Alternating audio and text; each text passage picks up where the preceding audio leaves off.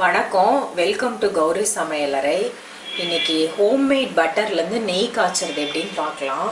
இது வீட்டிலே எடுத்த பட்டரு. ஹோம்மேட் பட்டர் எப்படி எடுக்கிறதுன்னு நான் ஏற்கனவே யூடியூப்பில் அப்லோட் பண்ணியிருக்கேன். இந்த பட்டரை நல்லா வாஷ் பண்ணி வச்சுருக்கேன். இதை ஒரு பெரிய கடாய் கொஞ்சம் பெரிய அளவாக எடுத்துக்கோங்க, ஏன்னா இது பொங்கி வரும். இதில் போட்டு நம்ம நெய் பண்ணலாம். இந்த பட்டர் ஃப்ரீசரில் இருந்ததுனால நல்லா ஃப்ரீஸாக இருக்குது. கொஞ்சம் 1 மணி நேரம் முன்னாடி வெளியே எடுத்து வச்சேன்.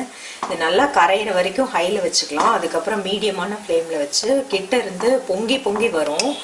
ஒரு 5 நிமிஷம் 7 நிமிஷத்துக்குள்ளே காய்ச்சிடலாம். இது ஒரு 1/4 கிலோ மேலே இருக்கும் இந்த பட்டரு. அப்புறம் முருங்கைக்கீரை நான் எப்பயுமே சூப்புக்காக வச்சுருப்பேன். முருங்கைக்கீரை சூப்பு ஏற்கனவே அப்லோட் பண்ணியிருக்கேன். அதுலேருந்து கொழுந்தா ஒரு கை மட்டும் கழுவி வச்சுருக்கேன். இது லாஸ்ட்டாக இந்த நெய்யில் போட்டோம்னா இந்த முருங்கைக்கீரையோட இந்த நெய் கசண்டு சேர்த்து நெய் சாதம் பண்ணலாம்.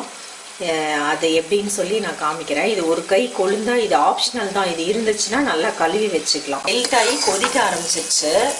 இது இந்த மாதிரி ஒரு பெரிய வடசட்டி வச்சுக்கோங்க. சின்னதாக இந்த அளவுக்கு வச்சிங்கன்னா இது பொங்கி வந்துச்சுன்னா ஆஃப் பண்ணிங்கன்னா கூட மறுபடியும் பொங்கி வந்துடும். இது இப்போ ஒரு மீடியமான ஃப்ளேமில் வச்சுட்டு அல்வா மாதிரி தொடர்ந்து கலர் தேவையில்லை. இந்த சென்டர் பிடிக்கிறது, இந்த ஓரம்லாம் இப்படி பண்ணிவிட்டு ஒரு சலன்னு இப்போ ஒரு சத்தம் கேட்கும். இங்கே மழை பெய்கிற மாதிரி அந்த சத்தம் அடங்குற வரைக்கும் நம்ம அதை காய்ச்சணும். அந்த சத்தம் அடங்கிட்டு பொங்கி வர ஆரம்பிச்சிருச்சு. இதுக்கு ஆல்மோஸ்ட் ரெடி ஆகிடுச்சு. இன்னும் 1 நிமிஷம் இருந்தால் கூட போதும். இப்போ கொஞ்சமாக ஒரு 1/4 ஸ்பூனுக்கும் கம்மியாக கொஞ்சம் சால்ட்டு போட்டுக்கோங்க. இப்போ இந்த முருங்கைக்கீரையை நம்ம ஆட் பண்ணிக்கலாம். இந்த தண்ணியெலாம் நல்லா புழிஞ்சிட்டு ஆட் பண்ணிக்கலாம். இது போட்டோன்னே அதில் கொஞ்சம் கழுவுன தண்ணி இருக்கிறதுனால சலசலன்னு சத்தம் கேட்கும். இந்த சலசலப்பு அடங்கோன்னு நம்ம ஆஃப் பண்ணிக்கலாம்.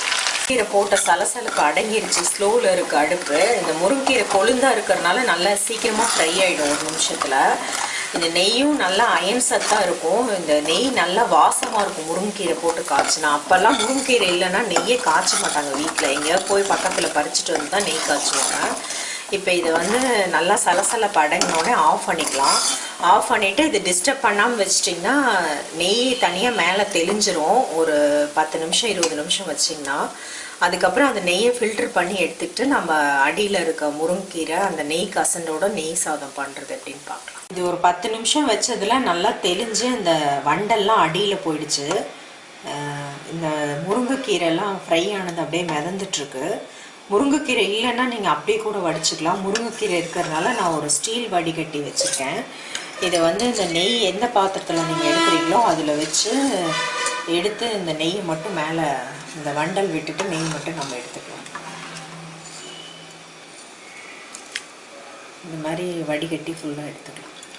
இதை நல்லா ஃபில்டர் பண்ணி எடுத்துட்டேன். கரண்டியில் எடுத்து ஸ்லோவாக ஊற்றி இப்போ இந்த முருங்கைக்கீரையை நம்ம இந்த கசண்டுலேயே சேர்த்துக்கலாம்.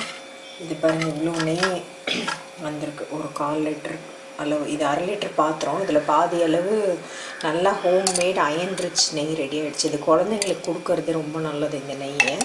இது வெளியவே வச்சுக்கலாம். 2-3 மாதம் ஆனாலும் கெட்டு போகாது. இது ஆறினோடனே மூடி போட்டு வச்சுக்கோங்க. சூடாக இருக்கும்போது மூடி போட்டிங்கன்னா தண்ணி விட்டுரும். ஆறினோடனே மூடி போட்டு வச்சுக்கலாம்.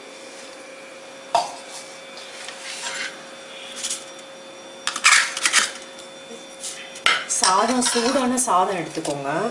ஒரு கப் அளவு எடுத்துருக்கேன் நான், ஒரு பவுல் அளவுக்கு. பிசைஞ்சு பார்த்துட்டு கூட நம்ம போட்டுக்கலாம். மிக்ஸ் பண்ணி பார்த்துட்டு மறுபடியும் ரொம்ப நெய்யாக இருக்குது, அதனால் மறுபடியும் சாதம் ஆட் பண்ணுறோம். சாதம் சூடாக இருந்துச்சுன்னா நெய் நல்லா இதில் சேர்ந்து வந்துடும். அப்படி இல்லைன்னா நீங்கள் இந்த வடசட்டி மறுபடியும் இந்த கசண்டை லேசாக வடசட்டியை சூடு பண்ணிக்கோங்க. இப்போ இதில் நம்ம நெய்யில் கொஞ்சம் உப்பு போட்டிருக்கோம். அதனால் இந்த சாதத்துக்கு தேவையானது சும்மா ஒரு 2-3 பிஞ்ச் உப்பு போட்டுக்கிறேன். இதை நல்லா மசிச்ச மாதிரி பிசைஞ்சு விட்டுக்கோங்க. அதுக்கப்புறம் டேஸ்ட் பண்ணி பார்த்துட்டு உப்பு பத்தலைன்னா கூட நீங்கள் போட்டுக்கலாம். இந்த முருங்கைக்கீரை நெய் சாதம் குழந்தைங்களுக்கு ரொம்ப லைக் பண்ணி சாப்பிடுவாங்க. டேஸ்ட்டாக இருக்கும். நல்லா கை வச்சு பிசைஞ்சிட்டேன். மறுபடியும் கொஞ்சம் சாதம் போட்டேன். நெய் ரொம்ப ஜாஸ்தியாக இருக்க மாதிரி இருக்குது. இப்போ கரெக்டாக இருக்குது.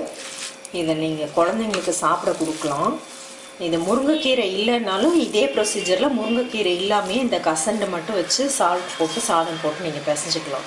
இப்படி சாதம் வேண்டாம்னா அந்த கசண்டு தனியாக ஒரு கப்பில் எடுத்து வச்சு நீங்கள் பிரியாணி ஏதாவது செய்யும்போது அந்த நெய்க்கு பதிலாக அதை யூஸ் பண்ணிக்கலாம். இதை நீங்கள் செஞ்சு பார்த்துட்டு எப்படி இருக்குன்னு உங்கள் ஃபீட்பேக் கமெண்ட் ஷேர் பண்ணிக்கோங்க.